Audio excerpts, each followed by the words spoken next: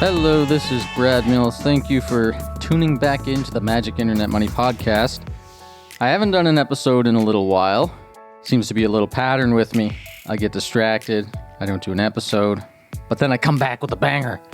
So this one is an interesting episode with my neighbor, my temporary neighbor on the east coast of Canada. I came here to visit my family on the east coast of Canada, and we bought a little house on the ocean. It was a pretty good price because this area in Cape Breton has cheap real estate. And I'm in a village with a lot of authors, and there's actually some scientists here. It's a small village, about 150 people, maybe 300. Small village. Half the residents here are fishermen. They have like the fishing license and a nice house by the ocean. It's a picturesque area, most beautiful sunsets. It's just nice here. It's amazing. I've been having a good month. But anyway, when I came here from Ontario, I had to do a 14-day self-isolation because of COVID. And my neighbor came over and introduced himself to me and said if I need anything, he can go into town and get it for us, and don't hesitate to give him a call and he'll come over and get us whatever we need. And we got to talking a little bit about the economy and COVID and Bitcoin and stuff, and it turns out that he's an author, and he has a lot of experience as a consultant, and he wrote this book called Montreal, City of Secrets, which is about the Civil War and how Canada played a role in the Civil War, and there's a whole section on fiat money and the greenback. So I thought, well, okay, we got to pause this conversation. I got to record this. Thankfully, I brought one mic, so I apologize. The quality of this one is not the best, but it was a really cool conversation. There's a bunch of things he told me I'd never heard about before. It was great to get a whole bunch of history and backstory on what was happening in the economy during the Civil War period and the ties to Canada. And also Barry's got a wealth of knowledge on the energy and shipping business in the east coast of Canada here. So we talked about that a little bit too, and talked about, you know, the juxtaposition between what's happening now, what happened then, and just an interesting conversation. Anyways, I said that like 5 times. So a couple of times we were interrupted because someone came over to mow the lawn, and then someone came over to pressure wash the house, and then another guy came to fill up the oil tank. So we had a few interruptions, and his wife came over and said hi. And so anyways, there's going to be a few interruptions. This is not a standard setting for a podcast. We were just on his front deck, and I grabbed one microphone, and we were sharing one microphone. So he may cut it, like he may be a little bit low and then a little bit loud. But anyways, it's been a great month here in Cape Breton. I'm glad I'm here, and glad I got to meet Barry, and hopefully you enjoy this conversation with Barry Sheehy. What I'm going to do? My Brad Mills is a partner at Xsquared Ventures. All opinions expressed by Brad and his guests do not reflect the opinions of Xsquared Ventures or Xsquared Management. Investing in cryptocurrencies is high risk, and you can get wrecked. Do not treat any opinion expressed on this show as investment advice, but only as an expression of Brad's opinion. This podcast is for informational purposes only. Do not attempt to HODL without doing your research first. The world not the way it used to be. No. Okay, so we're back. To set it up a little bit, I had just recently done a podcast episode with Dr. Vieira, who wrote this book, Pieces of Eight.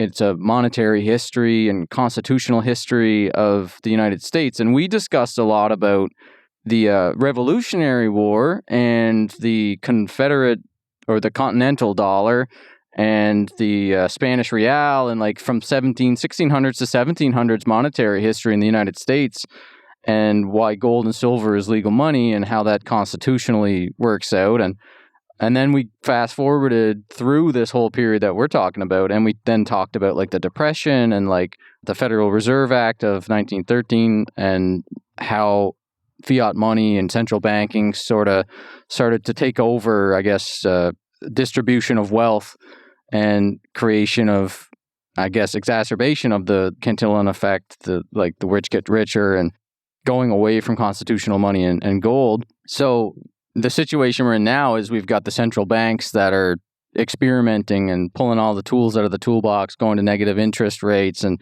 Then we've got the free market, which is gold and Bitcoin and things like that. But this whole period is pretty interesting because I learned about during the War of Independence that they created the continental dollar. And before, in the 1700s, when they created the continental dollar, around that time, it was that banks and corporations were making their own currencies. And they were issuing fiat currencies, and it was fine because you were taking risk and reward. So if the bank went under, you would just lose. There was no insurance there. And the continental was inflated to death when the British came in and counterfeited it so authentically that everybody thought it was real, and they spread it amongst the colonies. And then by the time they discovered that it was a forgery and they'd inflated the supply of the continental dollar so high, it became worthless. And then when they drafted the Constitution, they put in there that gold and silver was legal money for the states, and banks and everything could still issue their own currencies, but the federal state level was gold and silver. And that was because of the lessons that they learned during the War of Independence.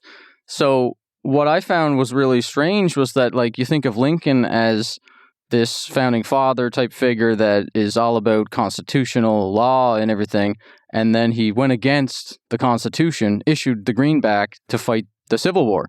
I couldn't really understand why they would do that. I mean, I get it that they want to win the war, right? But if they're all about the Constitution and constitutional law and everything, and they respect the Constitution so much, why would they go against that, create their own money, a fiat money, after they had just learned all those lessons, and they saw this financial war play out with the Continental, and now they're issuing their own money and printing money. And we're back. Fast forward to now. We're back. The money printer's on full tilt. They're printing trillions of dollars, and we're repeating the same mistakes. So anyways, that's the setup to like where we are now in the story. And you're saying, why do you think at the time they chose to create the greenback? What was the logic, I guess, at the time for creating the greenback and going against that Constitution? Well, to begin with, Lincoln was quite prepared to push the Constitution aside on a whole range of issues, right? Not the least, the writ of habeas corpus, and he just ignored the Supreme Court. And so in some ways he was a traditionalist, but when it came to the war, Lincoln was very clear. He was consistent on this. All that matters is winning the war. We're not going to allow the country to be broken up. And for that, he was prepared to push the Constitution aside, the Supreme Court aside. He was prepared to create a fiat currency, whatever it took. The fiat currency then created a problem. It solved the problem for them, but as often happens, it created a problem. And in their case, they were importing a lot of war-related materials, and they had no exports to offset it because the exports all came, 80% of them, from the South. So now, between the blockade and the South being at war, you didn't have cotton going overseas to offset the imports of steel or guns or locomotives or whatever, right? And so you created a balance of trade issue, right? So you weren't exporting enough to be able to pay for the stuff you were importing. So, and you have a new fiat currency that the Europeans don't trust. So how the Europeans say, okay, we'll sell you the locomotive, but we want gold, right? We want gold. We don't want your greenback. And so what happened is the price of gold was going up and up and up and up, and the value of the greenback was going down and down and down, and it was becoming increasing. So the balance of trade problem led to a balance of payments problem. And it's nothing, same old, same old. By 1864, Lincoln concluded he had to get cotton back on the market. Right? It was at the time cotton was not on the market? Well, cotton, the largest producer of cotton in the world was in the South, right? The cotton states. And so were they like withholding cotton? They tried that at the beginning, but it was a failed policy. And what happened was the blockade began to get tighter and tighter. Sorry, I missed the blockade part. Is the blockade between the states? Or Yeah. Northern Navy is off the coast of the Confederacy and is blocking their exports. Oh, okay. So it wasn't a war between the British and... No. In terms of the internal blockade of cotton? No. So the North didn't want the South to export cotton? No, because the value of cotton during the war went up because it was a hard commodity. It was useful. It was a scarce resource. It's a scarce resource. Scarce-ish. Yeah, and well, it went up 1,000% in price. Okay. In just a couple of years. Against gold or against the greenback? Against the greenback.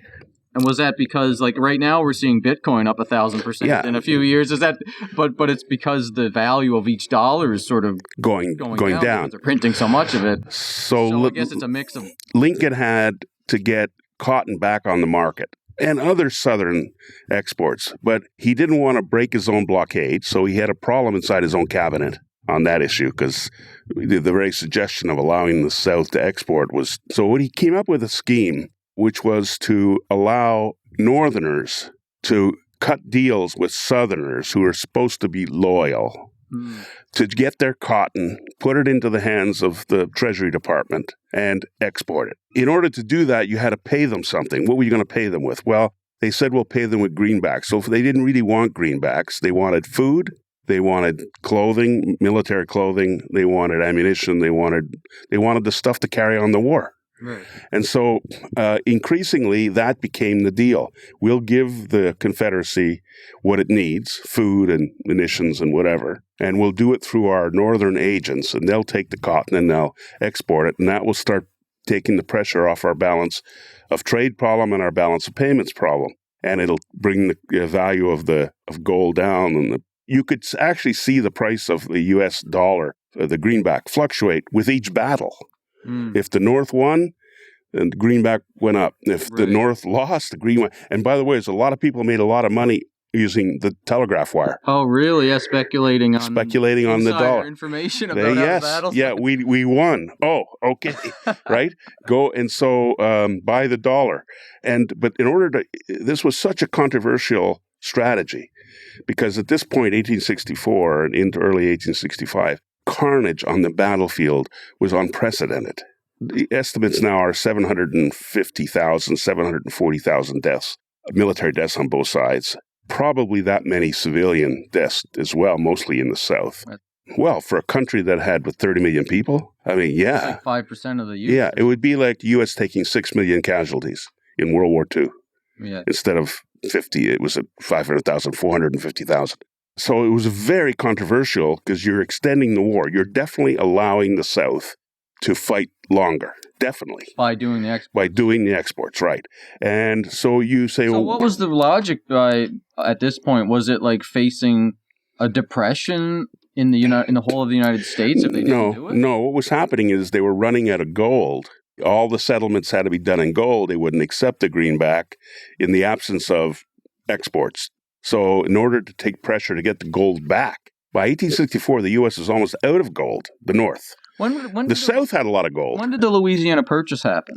Oh, much earlier than this. I mean, that was when... Was Louisiana owned by the South or the North? It was owned by France. By France? Yeah. But then when the United States bought it... Well, the United States bought it, but ultimately Louisiana went with the Confederacy, right? So didn't... I saw, like, Warren Buffett recently had a Berkshire meeting. Yeah. And he was talking about the investment return of the Louisiana Purchase. Yeah. And I guess there was a ton of gold in Louisiana? There might have been. I mean, I'm mixing it up with another territory. Well, it could be. It could be. Don't forget, they bought Alaska. Could have been Alaska. Right after the war. Could have been Alaska. Yeah, Seward's purchase of Alaska, which was a hell of a bargain. After the war. Alaska was purchased. Was this after the war? Which one? The Civil War. Civil War. Okay, so they didn't have all the gold in Alaska yet. No, they didn't have enough gold. The point is, as fast as they tried to replenish their gold, it got sucked out. Right. Right? Because nobody wanted the greenback. So he had a solution. It was a good solution. It was sort of, let's pretend we're not at war, and we'll take all those exports we used to get out of we'll bring them up north and we'll export them, right? And on paper, in reality, the cotton was actually going to flow out through southern ports, right? But the paperwork was all up north. Then he said, but this is so controversial.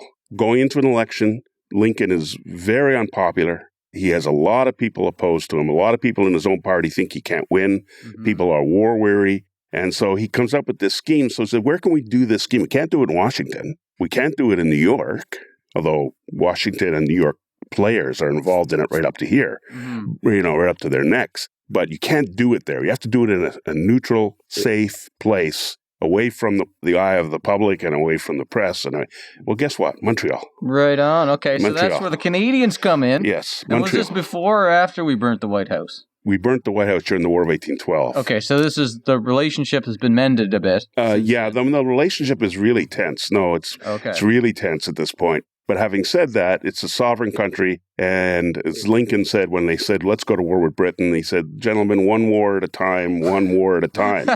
And so they don't care about that anymore. We're in 7 wars right now. Yeah, the US yeah. is in 7 wars. Yeah. So he basically said, well, the Confederates have a huge operation in Montreal. Confederate Secret Service is there. The guy that's in charge of the cotton for the Confederacy, it's a deal. Right. Just 2 parts to a deal. Well, the Confederate part was organized by a guy by the name of Beverly Tucker, and he was stationed in Canada and operated between St. Catharines and Montreal. And in Montreal, I used to stay at the St. Lawrence Hall, which is sort of like the Waldorf of Montreal. So if you wanted to do a deal, you'd go to Montreal, you'd get the permits all organized in Montreal. You would send Treasury agents to Montreal because this was all supposed to be channeled ultimately through the Treasury. And so you got a northerner says, I control that cotton. Treasury says, here's your permit. Go get it, ship it. But it's supposedly under the Treasury. Treasury is supposed to keep it honest. Is this the Treasury of the present? North? Yes, the Treasury Department. Now where you pay your taxes today. To the Treasury Department. It's the U.S. Treasury Department. So was there a split between the Treasury of the South and the Treasury of the North? Oh, yeah. The South went its own way, began printing money. What did they print? They did a classic inflation trap. They just printed money as fast as they needed it. And what kind of money was it? Was it paper? It was just like the opposite of greenback? Yeah, I guess? it was its own fiat currency. A lot of it was issued by individual banks then. But the point is they printed so much that they had 1,000% inflation. By 1864, they had a deal in gold too. The only thing is they had gold because they had cotton, right? So they could get gold. The North couldn't. So why did the hyperinflation happen of the South's currency and not the North's currency when the war wasn't finished yet? Because the South printed a lot more currency. Oh, so they weren't really thinking about. No, they were. If the U.S. was if the North was desperate, the South was more desperate to win. And so by 1864, they had hyperinflation. Right. Now, the greenback was also inflated, but, not to the order of magnitude that the South was experiencing. But having said that, this was a solution to get gold back into the States to solve their balance of payments and balance of trade problem. But it had to be done in Montreal, away from prying eyes.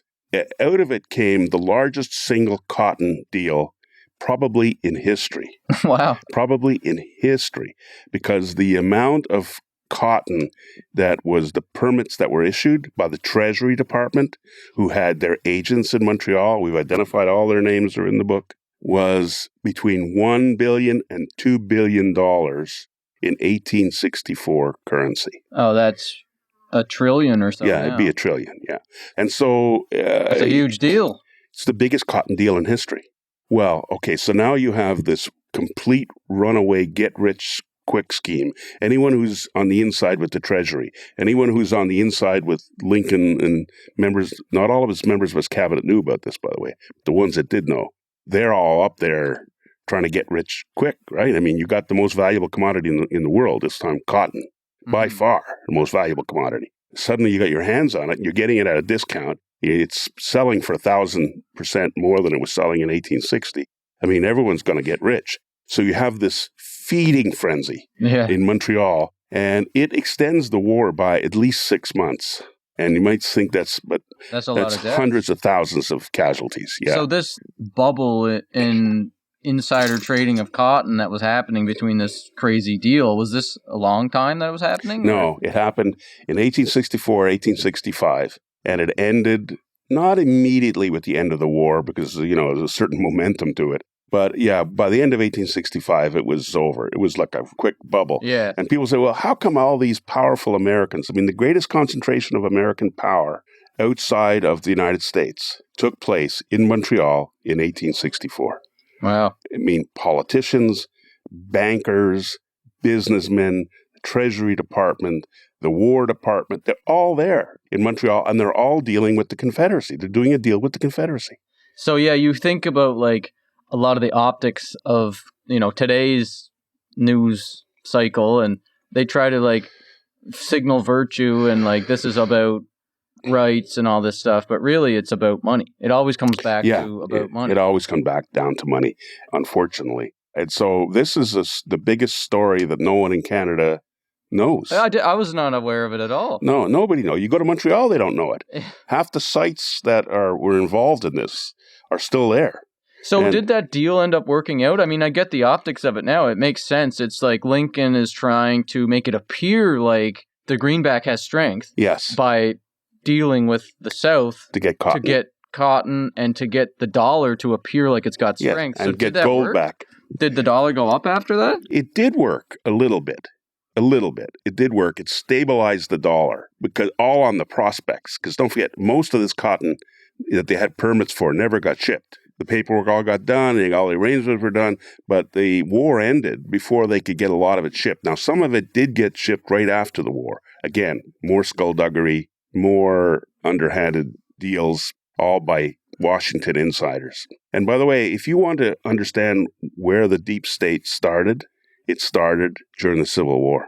Right. Because in the Civil War, they concentrated all this power in Yeah. Washington and all this money in Washington, the likes of which they'd never seen before. And so it became clear that all you had to do to get rich was to get on the inside in Washington. Well, it's still like that now. If you have connections to the money printer, to the Treasury, and to the Federal Reserve, then you're getting the money first. Yeah. Or you're getting, like in the CARES Act, where they just passed to do the bailouts for all the corporations and try to give everybody some money. $1,500, equivalent of $16,000, I think it was, is being given out to corporations and banks for your $1,500 that the average American's getting. So you kind of got a bad deal there. And they even had a piece of legislation in the CARES Act that said that the Federal Reserve didn't have to keep minutes anymore and they could just give money to whoever they wanted with no record of it. So the Federal Reserve is basically literally printing money for their friends without any record of it. And there'll never be like a freedom of information request that will be able to be done to see who they gave the money to because the Federal Reserve doesn't answer to anybody. No. Have you ever been to Jekyll Island? No, never been there. It's where the Federal Reserve was founded. That was the Jekyll Island, wasn't that the... It's in Georgia. Yes, the Jekyll Island was in the early 1900s when they were trying to figure out the European central bank system for America. Yeah, the U.S. didn't have one, and they all the people that owned yachts in Rhode Island and Long Island and the robber barons, they used to take their boats down to Jekyll Island in the winter. And they had a club there called the Jekyll Island Club. It's still there, and which is a magnificent hotel now, but it was a club then. If you can imagine, a 100-room club. And these rich people, like the Cranes and the DuPonts, and they would build cottages. Now, these cottages are mansions, but they're called cottages because they have only a warming kitchen. They don't have a kitchen. What's a warming kitchen? It's where you get money, you get food from the club, you bring it to your house, and you warm it up. Okay.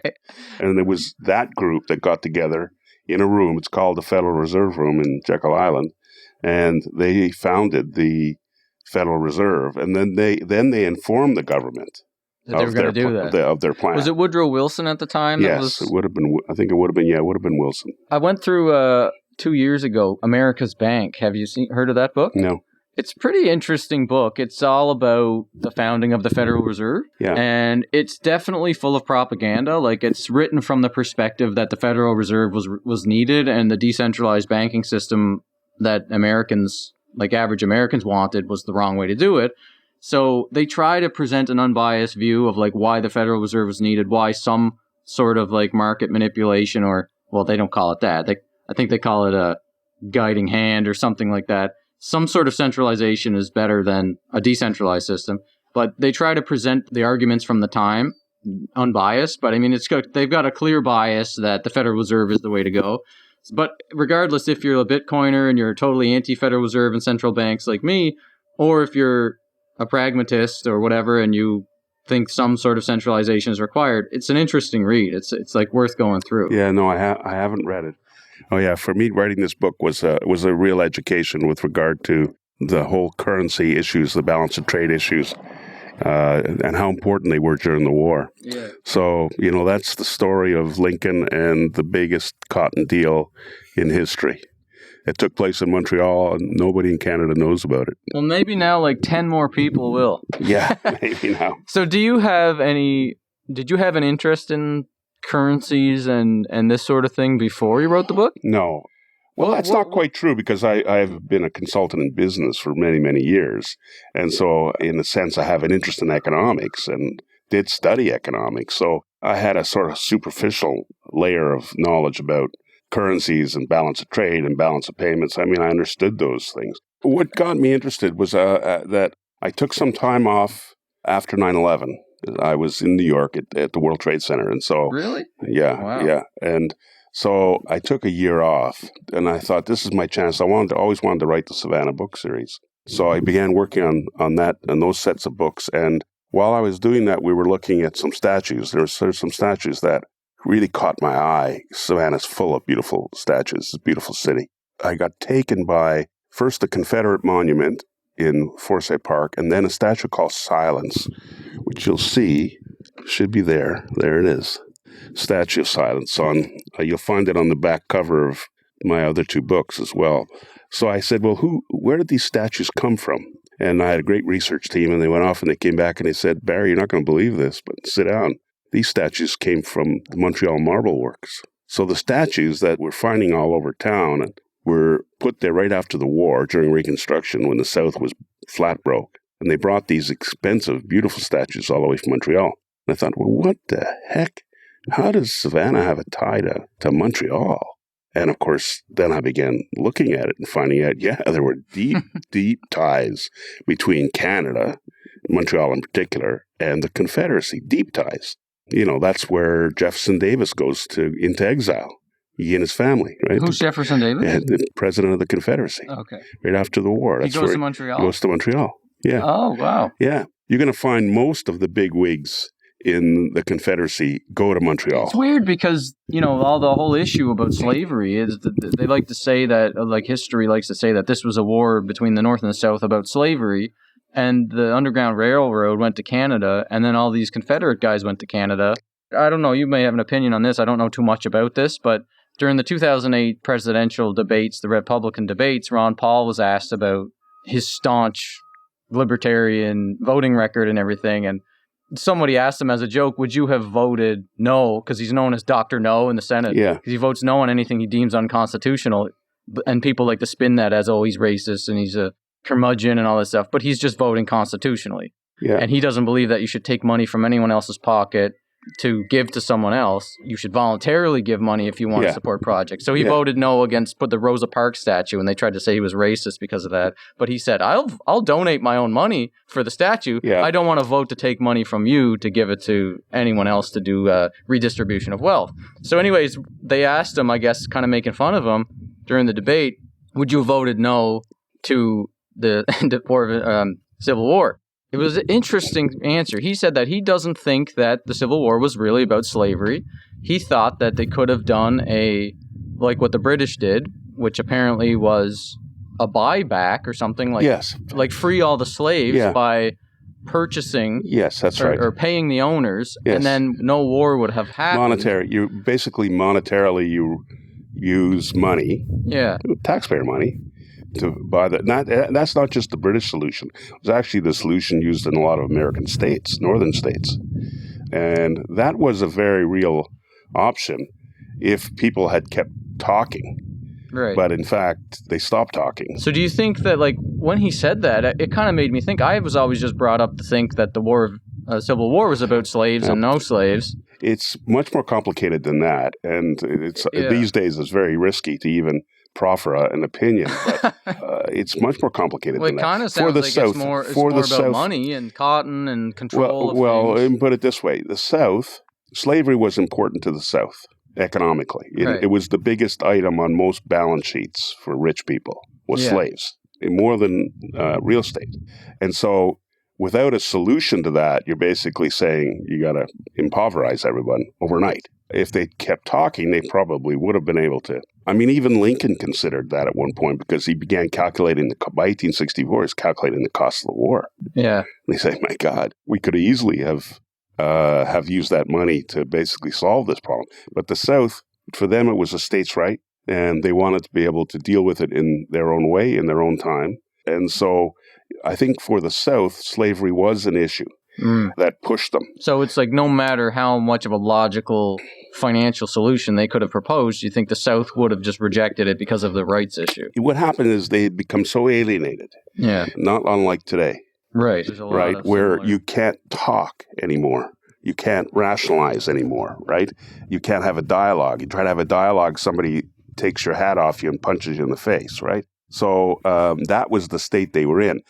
Now, for the North, let me be clear, slavery was an issue for the South. It was one of the motivating issues. For the North, it was not. And it was not an issue for the North. And if Lincoln had said that he was going to go to war over slavery, he would have been defeated, soundly defeated. And so it was, for them, it was protecting the Union. And it was only over time that Lincoln began to embrace emancipation as a war aim. That's what he called it, too. The Emancipation Proclamation was a war strategy. And you'll notice that he didn't free any of the slaves that he controlled. I mean, there were slave states in the Union. Maryland was one. Kentucky was another. So you had slave states that were on the blue side. He didn't free any of those slaves in the Emancipation Proclamation.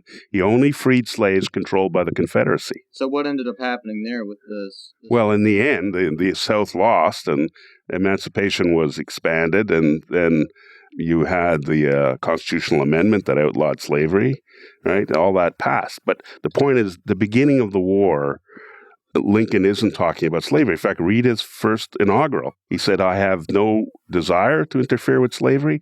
I have no right to interfere with slavery. I have no inclination. If people had still been dialoguing, that could have been the basis for a solution. But we reached the stage where no one wanted to talk to anybody, and you ended up with a war. I can tell you one thing that did get Lincoln's attention was when he heard that Charleston was going to go to zero tariff. Now, what that meant was if you brought goods into Boston, you're going to pay a significant tariff. That's how the government funded itself, primarily on excise taxes. There was no income tax until, well, it started in the war. And so when he heard that Charleston was going to stop collecting excise taxes, means goods coming from England or leaving from Charleston to go to England, either way, were not going to be taxed. So he said, what's going to happen to my tariff? That was his goal. What's going to happen to my tariff? Because my tariffs, I don't know what it was, maybe 15, 16%. It was hefty. Well, it means all the traffic going into Boston and Philadelphia, and where's it going to go? It's going to go to Charleston, right? And that got his attention immediately. So if Lincoln had sort of declared that I'm going to go to war over slavery, he would have been soundly defeated. Right. Now, over time, he embraced that and became, the great emancipator. I don't think we're going to be able to win here with in terms of noise, but we got the truck. now we got the truck down. Yeah. Right, Okay. Well, maybe that's as much as we can do for Well, a day. I'm pretty satisfied with that. Was a very interesting conversation about the history of the money during the time of the Civil War and the history of the Canadian connection to the Civil War. The Confederacy controlled a number of important Canadian banks. I didn't. No. No, the Bank of Ontario, they controlled. I did not know that one either. Yeah, and the Niagara District Bank in St. Catharines, they control that.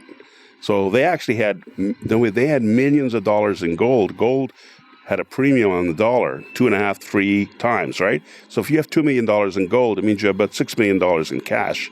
And you go to a bank like they had money with the Bank of Montreal. I don't think they control the Bank of Montreal, but they had money there. They control the Bank of Ontario, and they control the Niagara District Bank, because you can say, well, I'm going to put $500,000 deposit here in your bank. Well, capital ratios at the time, and you couldn't have a viable bank if you had $30,000, right? You didn't need, if somebody comes in with $500,000, I mean, you're on the board, you're the CEO, you're the... Well, we're talking about in those dollars in the 1860s, and we're just going to keep going, by the way, because there's an oil truck here filling up the oil tanks at the house, but we're going to keep going. So in those days, it wasn't really fractional reserve. Like now, it's like 90% fractional reserve. It's more than that. It's like 100% fractional reserve right now, because they tried to implement the Basel Accords after 2008. They gave 10 years to ramp up the Basel Accords to regulate the banks and make sure they had a certain amount of reserve requirements. This year, they finally got up to the recommended reserve requirements and capital reserve ratios and all that, which honestly was not much at all. I think it was like 8%. The banks are in the US are only required to have like 8 to 10% reserve for what's on their balance sheets. So that means that there's like a money multiplier of like 10x on any deposits. So when someone deposits $1,000, it can be fractionally lent out to create $10,000 of M2 money, I think it is. The base money that is printed by the Federal Reserve and the Treasury is basically like a money steroid when you deposit into a bank. But back then in the 1800s, they were doing some fractional reserve, but they had to worry about run on the bank. Yeah. So they wouldn't lend out at a 90%, create $1,000 worth of money for every 100 that was lent, because when people started to come back and ask for their deposits back, they didn't have it because it was a decentralized banking system. So they couldn't be taking such risk with all the money. But so back then, when it was the banks in Canada that the Confederate guys had a lot of influence in, were they depositing gold or Gold. So they were depositing gold, and then the bank would then turn that into their bank dollars, their bonds or whatever they were called at the time, which had a multiplier on it of say 2 to 3 times. Yes. So they would then go and use these paper certificates that were redeemable in gold out into the economy, right? That's right. And not only that, it gets even more interesting. A lot of those banks, including the Bank of Montreal, took money, their money, not just the Confederate money, but the deposits they had, and they went to New York to the banking market and to the gold market and began buying gold. With the deposits? Yes. So they would deposit gold, get these paper certificates, take those paper certificates, and go leverage it in the U.S. Don't forget, they could leverage. It may not have been 10 times, but they could leverage. That's funny. So what a scam. Yes. Hook me up. What a deal if you can get it, right? And so they were doing this cotton racket, and then they're doing this, multiplying it with the gold. Yeah. Funny. And by the way, a good article's been written on this one about particularly the Bank of Montreal, because it was the biggest, how they were very active in the U.S. gold market. But that was also true of the other banks that were the Confederates control. Because don't forget, one of the strategies of the Confederate Secret Service in Canada was to crash the U.S. dollar. I didn't mention that earlier, but that was an explicit strategy. Why would the Canadian Secret Service, or the CSIS or whatever it was at the time, why would they want, I guess because you said there was still tension, and they were still influenced by the British, and the British had done that already with the continental dollar. They had already crashed the continental dollar by inflating it, and then the U.S. took a defensive stance or a constitutional stance and said no more fiat money, so that it was gold and silver was legal tender, so they couldn't inflate gold and silver because it's a scarce resource. So when they created the greenback, I guess the British were like, let's try this again. Let's have another financial war here. It was absolutely part of the strategy of the Confederate Secret Service in Montreal to crash the dollar. Oh, the Confederate Secret Service. I got you. I thought you meant the Canadian Secret Service. No, but the Canadian, there was really no Secret Service per se at that time. The Confederates had one. They were at war, but Canada really didn't have one. But the government knew that the Canadian banks were in league with the Confederacy in trying to bang down the U.S. dollar. So they knew about that, and they just turned a blind eye to it. All that changed suddenly with the St. Albans raid in October 1864, because up to this point, there'd been a wink and a nod and leave them alone. They're nice guys. They're polite. They got lots of money, and they were very well liked, particularly Montreal was very pro-secession, pro-secession town, as they say, and was very pro-Confederate. But when they organized the raid on St. Albans, I'm not sure if you're familiar with that, but a small group of 30 or 40 Confederates crossed the border at St. Albans in Vermont. You should go there. It's like a movie set. It hasn't changed since 1864. They robbed the banks. They tried to burn the town. And they did it in retaliation for the fact that by 1864, it had become a war of almost extermination. You saw what was happening in the Shenandoah Valley under Sheridan, or what was happening in Tennessee and Georgia. You know, the U.S. was making war on people. It wasn't making war on soldiers anymore. It was making war on people. So was this race-related at all? Or was No, it was just a decision to crush them. If the farm crops are burned, you're not going to be shipping anything to the soldiers at the front, right? Mm-hmm. And so what was happening is they were going down this virtuous, vicious downward spiral of hate, more violence, more hate, more violence, more, some of which we're witnessing today, right? The same descent. You shoot me, okay, I'm shoot you. Yeah. And Except now it's more like the people versus the state almost. it's There's a lot of left versus right, but there's a lot of like people versus the state. You mean I don't know. It's a whole separate subject. Yeah, that's another hour conversation there. I don't want to go there right now. But the South said, to hell with that. You're going to burn our farms. You're going to burn our... Because don't forget, they'd already burned Atlanta. They were shortly to burn Columbia. I mean, these are big cities. They just burn them to the ground. And so they said, to hell with that. We can't burn Washington, but we can get this in Albans. And they crossed the border. They robbed the banks. They made off with $280,000 in greenbacks. Pretty much crushed those banks, because they never did get made up for. Canadian government paid back $80,000, which was what was captured when they got so of the $280,000, $80,000 was put into a satchel and captured with the. But once that happened, it's just one of those days. Once that happened, the Canadian government said, "Whoa, this is not a good idea having these people in our country if they're going to," because now we're on the verge of war with the states, right? So they captured a few of them. They captured the 80,000. They put them on trial in Montreal, and guess what? They got off. They got off because it was a setup. It was a setup. They were told they were going to get off, and they were all there in their clothes, ready to leave. And when the judge came in and said, "I have no jurisdiction on this guy," boom, you're free. All bedlam took. And these guys got into, it was during winter, they got into a sleigh. Off they went to the Ontario Bank on Place d'Armes, right next to the Bank of Montreal. Bank of Montreal still there. And they had the local marshal, sheriff, police chief. He was there. It was after hours. They opened the bank after hours, and they gave the Confederates their $80,000. Oh my God, really? Yeah. And then they disappeared. So there was no law against planning a raid in Canada as long as the raid took place somewhere else. Right? So convenient, eh? Yeah, they changed the law after that. They changed the law. It made it illegal to plan a raid in Canada against anybody. But that's when the Canadian government started saying, "Oh, this Confederate, if you allow violent groups into your country, normally doesn't end well." I mean, just ask the Lebanese, right? So if you try to work some kind of an entente with a group in the middle of a war and you let them into your country, it can destabilize your country. And so Canada began to backpedal at that point. But, the war was 6 months away from ending. And so, what did it matter? But it was the St. Albans raid that caused the Canadian government to say, "Woo, we can't be that close to these people anymore. And it looks like they're going to lose anyway. So let's start backpedaling." I mean, even now in Montreal, it's pretty much common knowledge that the Montreal is run by the mob, and like there's a lot of mob rule there and stuff. I mean, the construction companies and all this stuff. Yeah, well, there's certainly an awful lot of, when it comes to Quebec construction, there are issues, and there continue to be issues. There's no... Whether the mob is the politicians or actual mobsters is up for debate, but do you think that there's still ties to that Confederation story there now? No. Oh, there are buildings.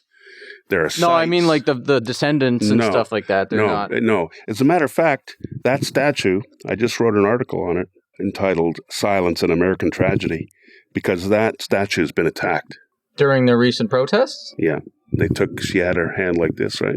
Silence. Yeah. She had her hand up like a shush symbol. Yeah. And I took that to mean I have a secret. Oh. I have a secret. And which she did. She's from Montreal. And that's what led me to. But that statue tragically has been damaged badly and probably will never be repaired. And it was a beautiful piece of art. Another place you can go is St. Catharines. A lot of ties to the Confederacy there. I'll tell you a story about the Underground Railroad. The Confederates, including Beverly Tucker, and they owned a house, a big house, directly across the street from the Niagara and District Bank, which they controlled. And they were in St. Catharines because it was right close to Niagara, right close to the border crossing, and right on the rail line to Montreal. Yeah, if you're not familiar with Niagara area, there's Niagara Falls basically is split in half between Ontario and New York. Yeah.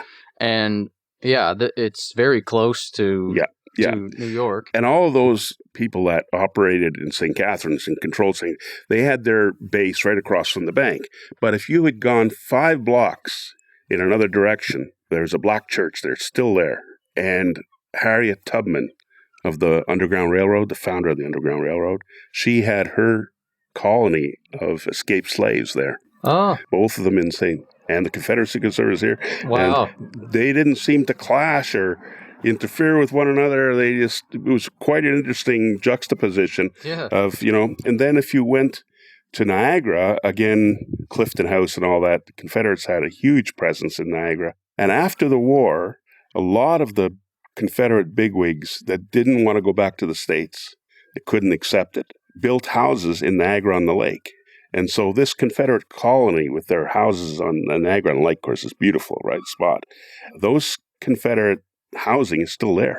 I always wondered because when you drive by Niagara-on-the-Lake, it looks out of place. The style of the homes look like Georgian, southern plantation homes almost. And I always thought that maybe that was just the style of the time, but I guess the reason is because one of the reasons is because a lot of these bigwigs, including a fellow by the name of Porterfield, for example, who was a banker, and he was in charge of trying to crash the U.S. dollar.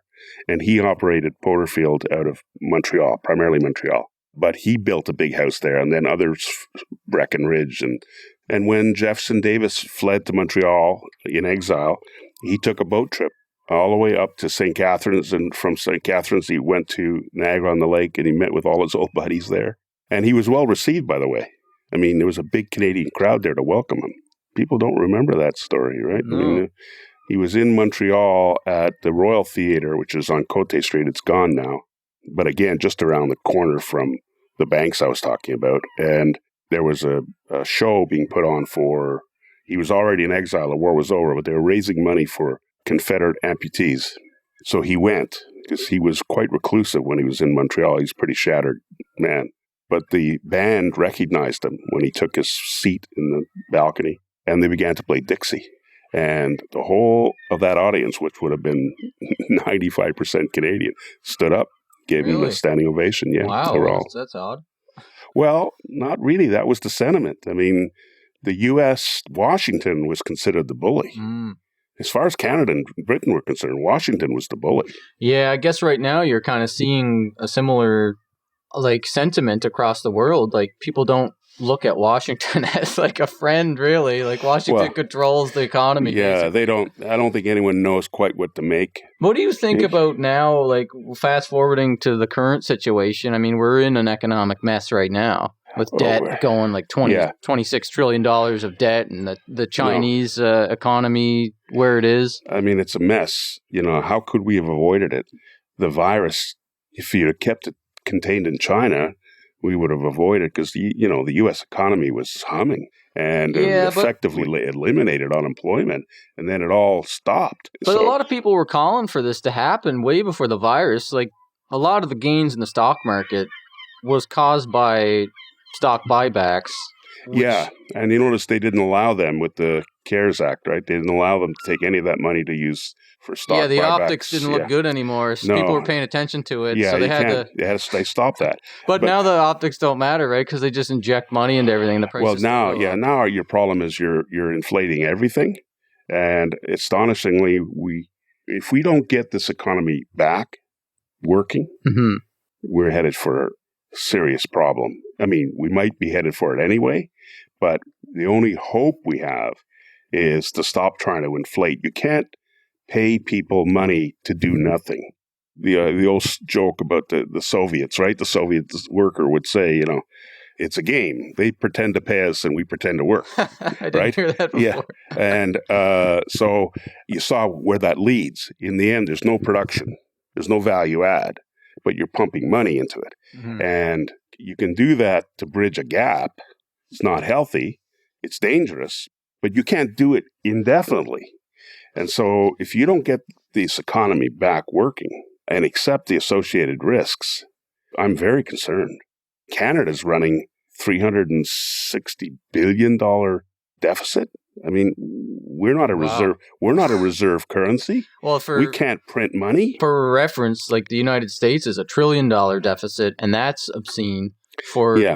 So 300 billion is almost 3 times the, because our population's only 30 some million versus 300. The U.S. economy's 2.2 trillion, 2.3 trillion. Canada's 1/10 that. Yeah. Traditionally. So we're at like a 3 times leverage ratio for our deficit. Why do you think our debt rating has gone down? What is it now? AA. So it was AAA, now it's AA? AA. And that's a serious, because that means every dollar we borrow from now on is going to cost a lot more.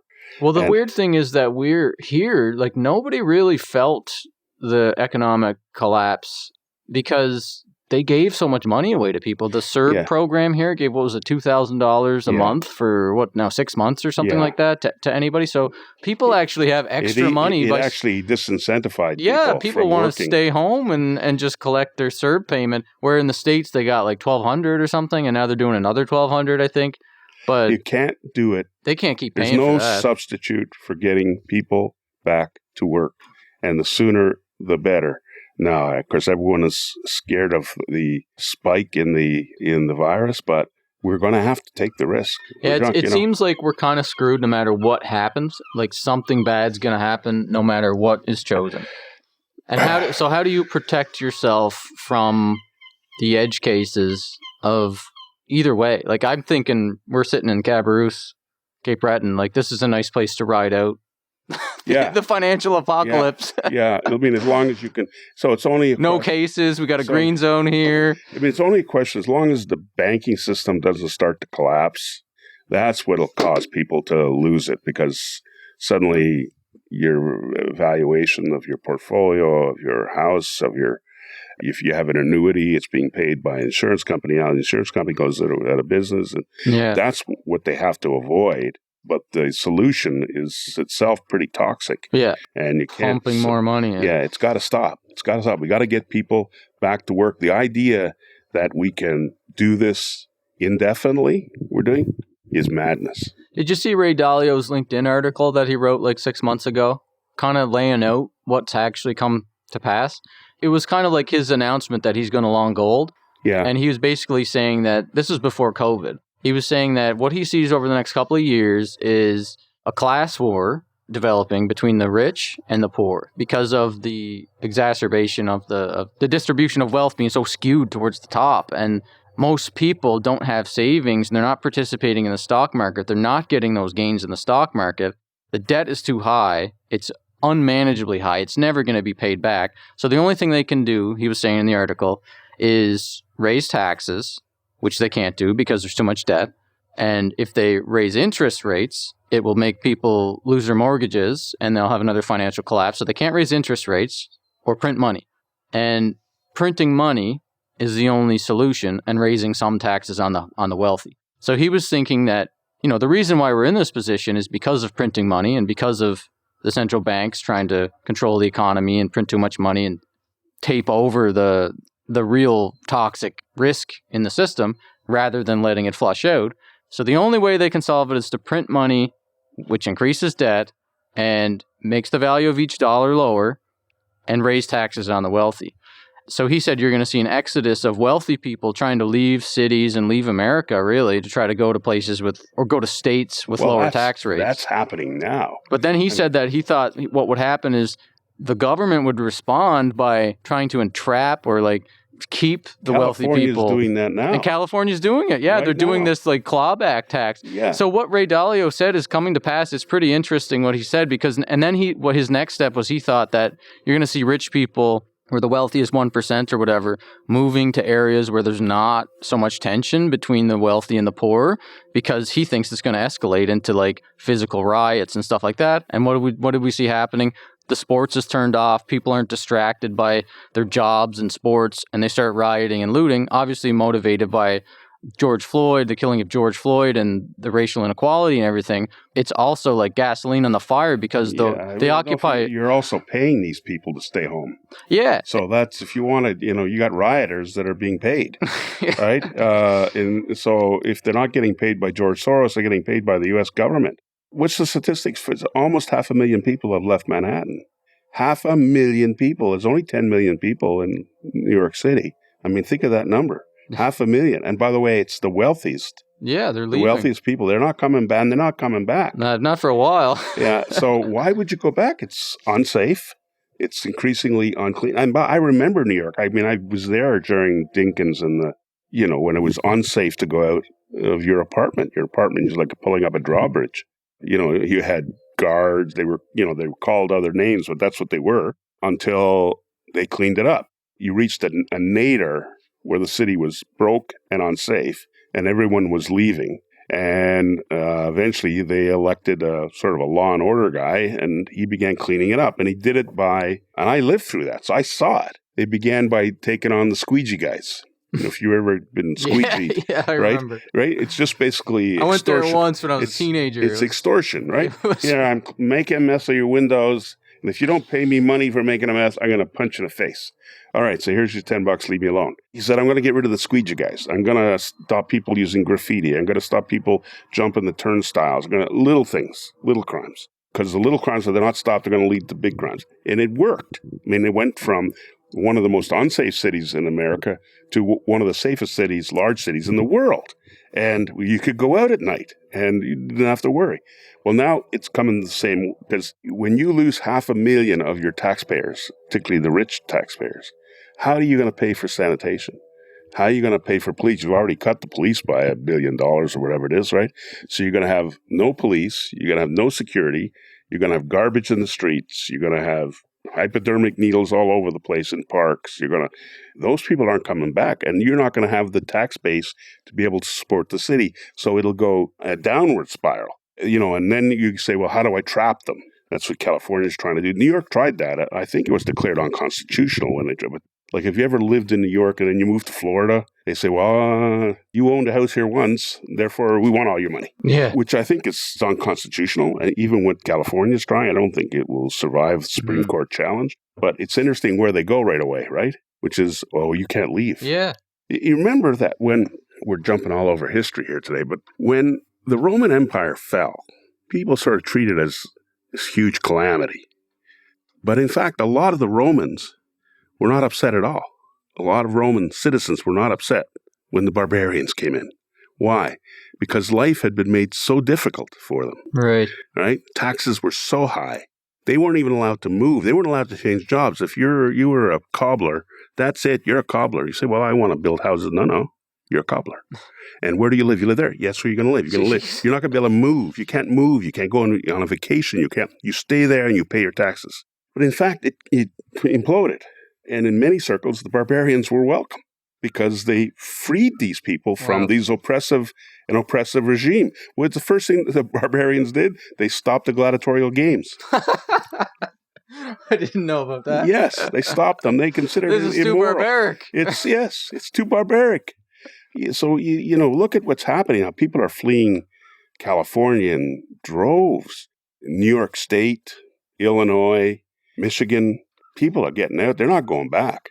Well, you're not from here, right? Like, you came here 10 years ago? 10 years ago. So you're from Georgia, right? No, I'm from Montreal. Oh, you're originally. from Montreal, but you lived I lived in Georgia for 20 years, yeah. You were talking going back a little bit, but did you go to the Jekyll Island Club? Yeah. Yeah? Yeah, it's a beautiful place. I recommend it highly. Yeah. I remember one time I got key lime pie, and it was yellow. Like key lime, if you get it in Quebec, it's greenish, right? Which it shouldn't be, but they got to put the lime in there and so they said, Jesus, it's yellow. It's delicious. I'm used to seeing it being a little green. And she said, oh, bless your heart. We only sell the green stuff to the Yankees.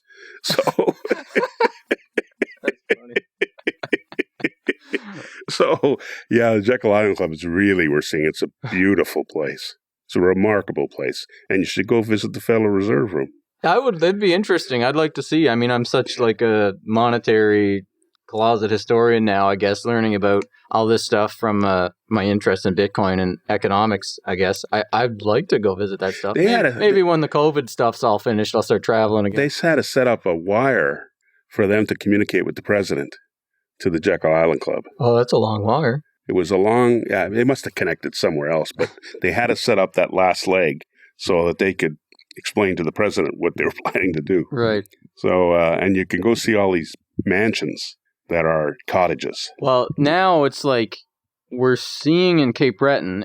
Cape Breton is the east coast of Canada. It's kind of one of the poorest places in Canada, I guess. Like it's one of the lowest employment rate places in Canada. And the highest level of child poverty of any major municipality, CBRM. I mean, I grew up in poverty. I grew up in the chicken coops here in Cape Breton. I grew up living in government housing, and my whole family's on welfare, and not welfare, but unemployment insurance. Yeah. So the mentality I grew up here with was nobody has anything and that's fine, but I'm going to learn how to play a musical instrument or write plays or do some artistic stuff. So it's a really artistic place. It's a beautiful place, but a lot of like low financial intelligence it's here. not just Cape Breton, although Cape Breton tends to be the poorest part of Nova Scotia. But remember, Nova Scotia is the poorest province in Canada per capita income. And you wonder why that is. And we've actually looked at that in the course of our work on the port here. And it's interesting that if you look at New Brunswick or Newfoundland, both of which have higher per capita income than Nova Scotia, even though we're on the sea with 7,000 kilometers of coastline, and Nova Scotia was the richest part of Canada when it joined Confederation. This because was of the the coal richest. mines and the steel? Or?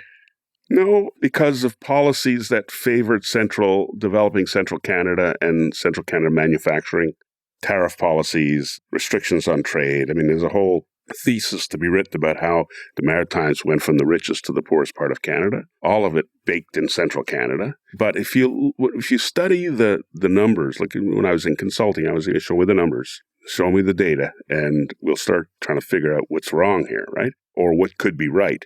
And if you look at the numbers, really interesting. These two maritime provinces, New Brunswick and Newfoundland, have higher per capita income than Nova Scotia. So, okay, say why? Well, okay, let's look at them. The first number that jumps out at you is trade to GDP. Okay, so how much of your GDP is tied up in trade? Well, the average in Canada is 25.7%.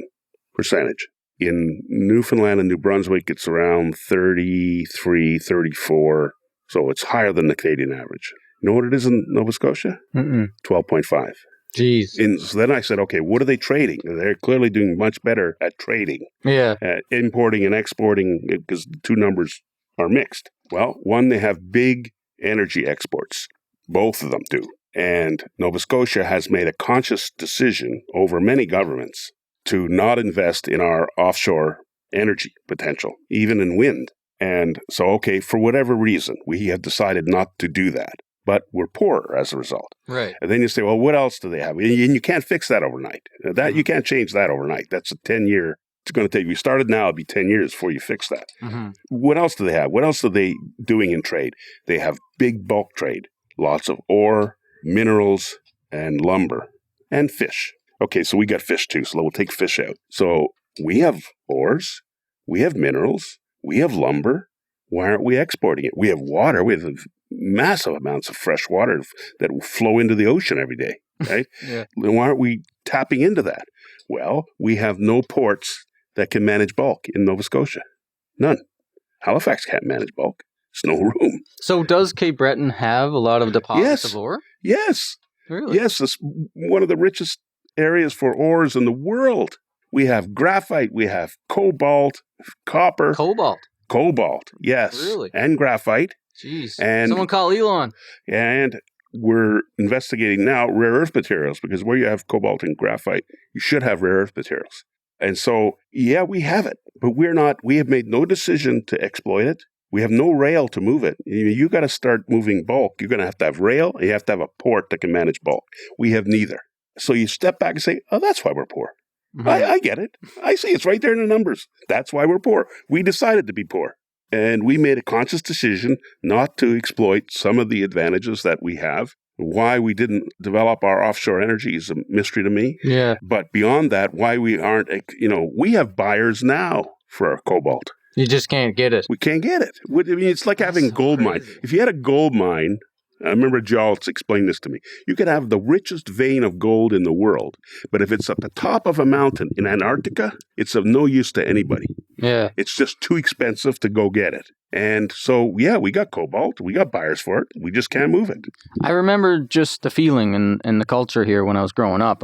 I didn't have any issues with being poor. I didn't really know anything other than most of my friends and everything were poor, and we didn't think of it as poor. We just didn't have a house. We didn't have a new car. We didn't have much, latest consumerist stuff, except for Christmas and birthdays and stuff. But I think it just felt like everybody was mostly trying to be a hard worker, but the seasonal nature of like the coal mining and the fishing and the steel plant and all that stuff, it kind of just got ingrained in the culture here that you work for half the year and then you go on EI for the other half the year, and then you do artistic stuff and you like play music and you're in a band and you're doing theater or you're trying to write a movie or whatever. Like you're spending your time that you're not working for half the year trying to just enjoy life. The reason why I was bringing up Cape Breton and, you know, the culture here and like the low rate of employment, I guess it's because of the opportunity right now. When you look at the price of real estate and land and stuff here,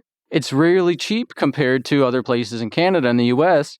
And it's actually a really good opportunity, I feel like, for people that are maybe trying to escape the city and trying to come to like somewhere where they can ride out COVID to buy a really beautiful piece of property. You have to have infrastructure. Right. You're going to have internet, real internet, not internet on wires that were put up after the Korean War, right?